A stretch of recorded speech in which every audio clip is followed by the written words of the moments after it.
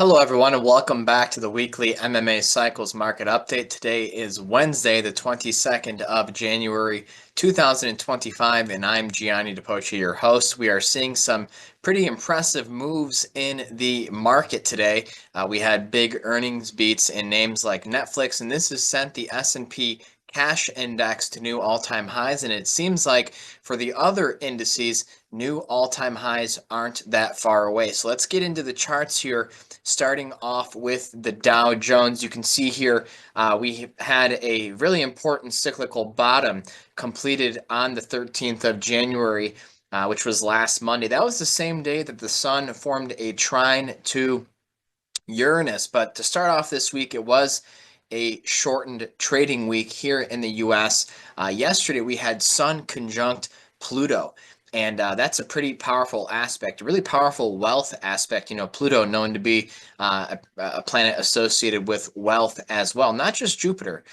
Pluto's pretty rich too, as it turns out. But Dow seeing a modest rally today. You know, the nasdaq is leading the way higher, and that conjunction between the Sun and Pluto did take place in the first degree of Aquarius. So it looks like bulls have control of this market. And this is pretty normal behavior that we would see coming out of a cyclical bottom. And you know, it's interesting how there's still a lot of skepticism and negative sentiment out there. But as I mentioned, you know, you have names like Netflix, you know, a really popular streaming provider, up 10% on the day, exploding to new all-time highs.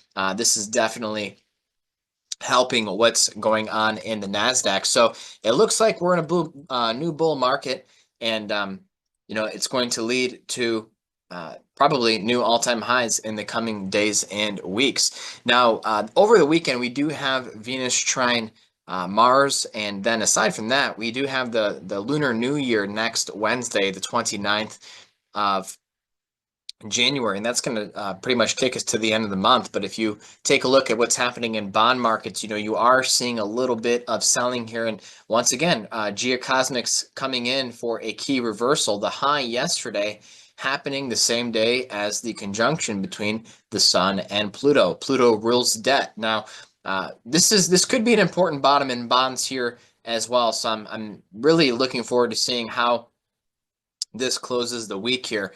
Especially since, you know, it seems like interest rates may be on their way down. If you take a look at crude oil, we've been seeing some selling on that front after we saw that high on the 15th of January, which took place the day after Venus squared Jupiter, Jupiter being the co-ruler of the energy market together with Neptune. So no other major aspects related to the energy market coming up, but you know, there are some cyclical questions on that front. Now, I encourage you to check out Puyon's breakdown of the energy market, both in the monthly cycles report and in the monthly addendum plus report. So, or actually just the addendum plus. So it's looking like we could see some disinflationary pressures. You know, we did begin the Trump presidency, and one of the words, some of the words that were spoken at the inauguration address were "drill, baby, drill." So in theory, there could be some higher supply in the energy market. Although I would like to point out that the low that we've seen here in the energy space from March of 2023 did happen with Saturn in Pisces. And one of our rules is that we like to see intermediate term cycle lows form in markets that are ruled by the sector that Saturn is transiting. So obviously Pisces rules energy. So that's something to keep an eye on here as well. Let's take a look at gold and silver. Gold shaping up to be a potential leader in 2025, something to keep an eye on too. Silver looking strong, pressing up near the highs. Still need to break some important technical resistance.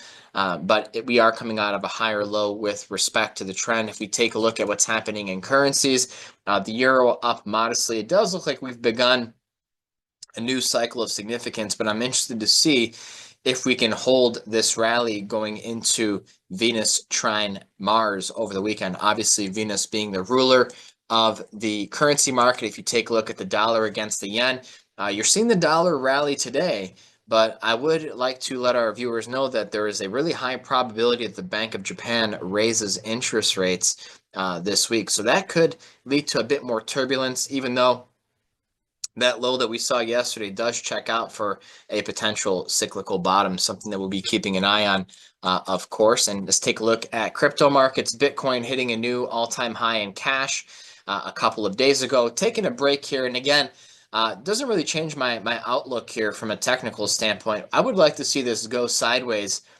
for a time, continue to build a new technical base.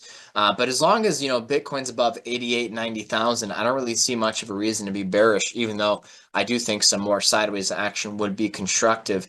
I would like to see Ethereum start moving to the upside. We just need, some sort of catalyst, potentially that may be with Venus trine Mars. And keep in mind, this has been brought up and it was pointed out.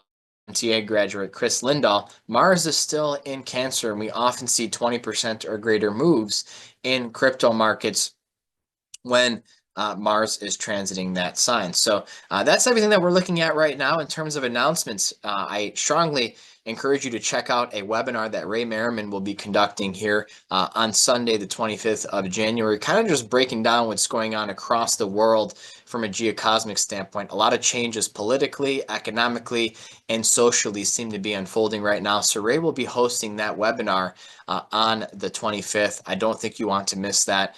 We just sent out the monthly Shanghai report, and then in the coming days, we will also have the monthly Addendum Plus written by Puyan Zulfagrania and the monthly Grains report written by Wyatt Fellows. And we have been building out our calendar for a nice lineup of guests to join me on the show here. So stay tuned. We're going to be starting off next week with Wyatt Fellows, the editor of the MMA Grains Report, to give us a nice agricultural update as we get closer to the spring planting season. Believe it or not, we're in Aquarius now, only a couple months left in winter here in the Northern Hemisphere, and it sure feels like it right now, especially if you are where I am in the Midwest. So that's all for now, everyone. Thank you so much for watching. Please hit the like button and the subscribe video. We have weekly updates and more all the time. Thanks so much for watching. See you next time.